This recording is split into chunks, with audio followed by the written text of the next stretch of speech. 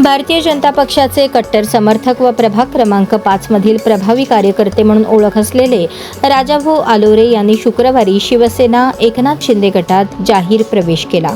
सोलापूर शहरातील हॉटेल ऐश्वर्या येथे झालेल्या भव्य कार्यक्रमात सोलापूरचे संपर्क प्रमुख तथा खासदार धैर्यशील माने आणि खासदार ज्योतिताई वाघमारे यांच्या प्रमुख उपस्थितीत हा प्रवेश सोहळा पार पडला। यावेळी शेकडो कार्यकर्त्यांच्या उपस्थितीमुळे कार्यक्रमाला उत्स्फूर्त प्रतिसाद मिळाला।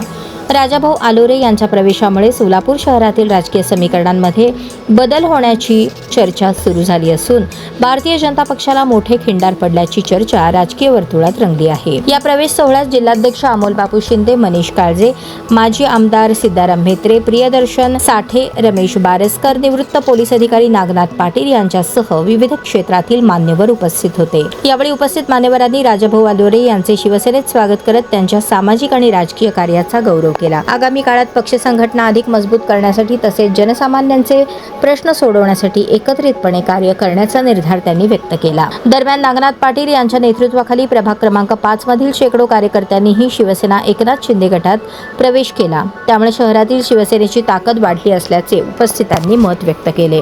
कार्यक्रमात उपस्थित कार्यकर्त्यांमध्ये उत्साहाचे वातावरण होते। घोषणाबाजी, टाळ्यांचा कडकडाट आणि जल्लोषात पार पडलेल्या या प्रवेश सोहळ्याची शहरभर चर्चा रंगली आहे।